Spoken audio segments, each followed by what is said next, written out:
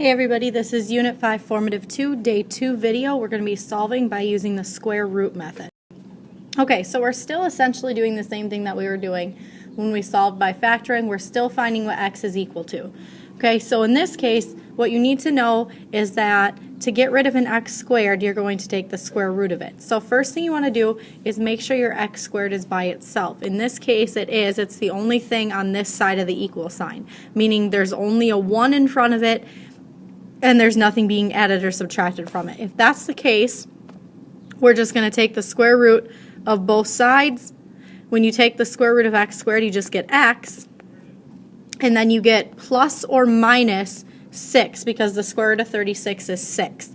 Now, plus or minus just means that x is going to equal 6, and x is going to equal negative 6. So again, we have two answers, just like you've always had two answers.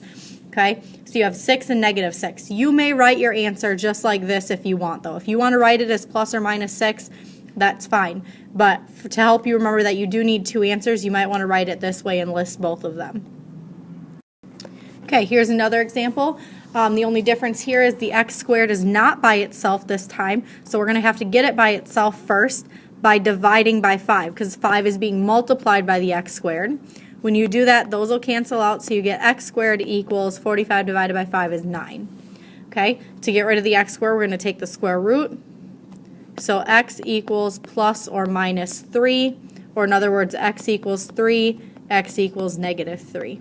Again, you could list either this as your answer, or you could list these two together as your answer. It does not matter as long as you have two answers when you're all done. Make sure you're not taking the square root before you get rid of that 5 out front. Okay? If you take the square root first, you're not going to get the right answer. Okay, this one we have 3x squared minus 12 equals 0. So we want to get rid of that minus 12 first, so we're going to add the 12. So think of it as a two-step equation. So that leaves me with 3x squared equals positive 12. Divide by the 3, you get x squared equals 4. Now the x squared's by itself.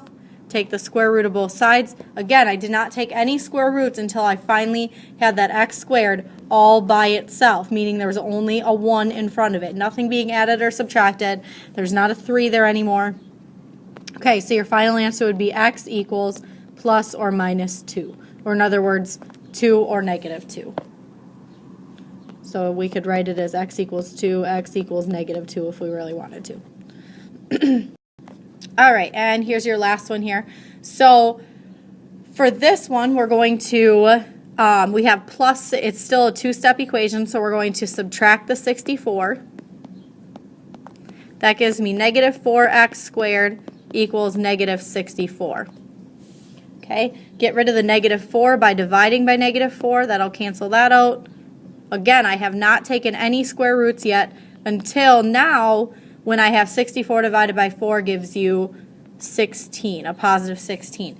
Now I can take the square root because I have my x squared by itself. So we have x equals plus or minus 4. Or in other words, x equals 4, x equals negative 4. Okay, so either one of these answers here or here would be the correct answer. And that is how you solve using square root method. Again, two answers every single time.